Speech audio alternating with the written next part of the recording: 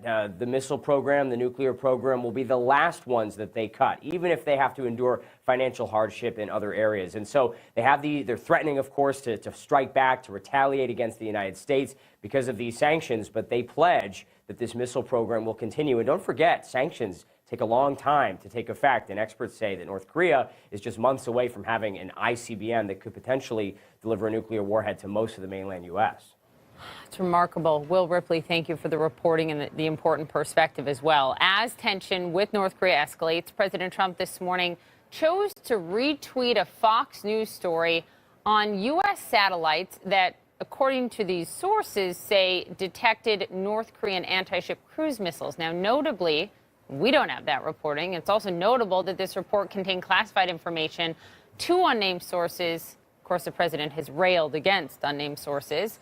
Just hours later, UN Ambassador Nikki Haley was asked about that report on Fox that the president retweeted. Here's what she said. I can't talk about anything that's classified, and if that's in the newspaper, that's a shame. It's incredibly dangerous when things get out into the press like that. You're not only just getting a scoop on something, you're playing with people's lives. Yes. All right, and as I said, CNN has not confirmed that Fox reporting. Barbara Starr is with us at the Pentagon. Barbara, Nikki Haley said incredibly dangerous and a shame this is out in the media, but the president put it out there more.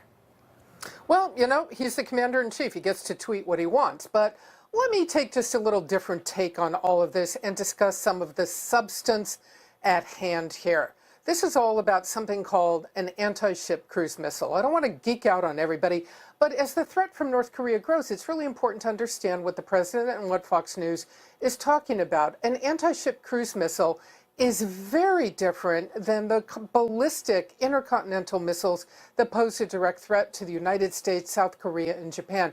These are missiles that go on ships and basically defend coastlines or maybe attack shipping at sea. The North Koreans typically, they haven't put these on those ships in a while. It's important to note. But shipping stays out of North Korean waters, Western shipping at least, and there's a very good ability to track any shipping, military shipping by the North Koreans, any of their military vessels that would have these missiles on board. So this is something quite different. This is not part of the larger debate about the ballistic missile threat, which are long distance, causing potentially tens of thousands, if not millions of casualties. This is very short range stuff, very close to North Korean shores in their waters. Important for the South Koreans because they're always looking for some North Korean provocation at sea, but again, different. So it'd be really interesting to know when the president retweeted this, what he really had in mind about this. Was it something that perhaps he thought was not serious enough, seriously classified enough that he could go out there and retweet it? And is there some mixing up of the threat here between these shorter range missiles and the ballistic missiles, which really is the focus of the threat right now? It would be helpful to know, indeed. Barbara Starr at the Pentagon, thank you for all of that. Let's bring in Democratic Congressman of California, Ted Lieu. He's a member of the Foreign Affairs Committee, also has served this country. Thank you for being here. Given your position, the committee you sit on, and given your service in the armed forces, what is your take on what Barbara just reported, the fact that you have these unnamed sources in this Fox News report that Nikki Haley called a shame to be out there and dangerous, and the president retweeted?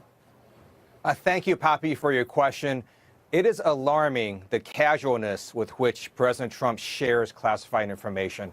Earlier this year, he gave classified information to the Russians, and now he retweets an article with classified information. I have a security clearance, and we're taught that just because something is in the press doesn't make that information no longer classified, and you're not allowed to share it. So the president should not be tweeting classified information just because he's the president. All right. So you proposed legislation back in January, but you actually tweeted about it just a few days ago, and it is certainly germane to this conversation, so I'd like you to weigh in on it. You would like, through your legislation, to try to prevent the president from having the ability of first use of nuclear weapons without congressional approval. Now, this is something, an authority that was given to the president, to any sitting president, back in 1946. Why do you believe, A, the president shouldn't have that power, and B, that Congress would do a better job with that power? Senator Markey and I introduced this legislation because our view is the current nuclear launch approval process is unconstitutional. Right now, one person can launch thousands of nuclear weapons, and that's the president. No one can stop him. Under the law, the Secretary of Defense has to follow his order. There's no judicial oversight, no congressional oversight, and that would be a declaration of war, launching lots of nuclear weapons that can kill hundreds of millions of people. And our view is only Congress can declare war. And the legislation says you need to first get the approval of Congress before you do a first use of nuclear weapons. But Congressman, you didn't have any problem with this legislation prior to the presidency of President Trump. I mean, you introduced it 4 days after his inauguration. Yes, we also introduced it last year when we all believed that Hillary Clinton was going to be the next president. Our view is that this is a structural fix regardless of who happens to be president, because we can't have the control of nuclear weapons be decided by just one person. Okay, important point. I was wrong on that. I did not know that. Moving on to some of this polling. I know you've seen it this morning, right? And the headlines are not good for this White House, the trust deficit, et cetera, even his base.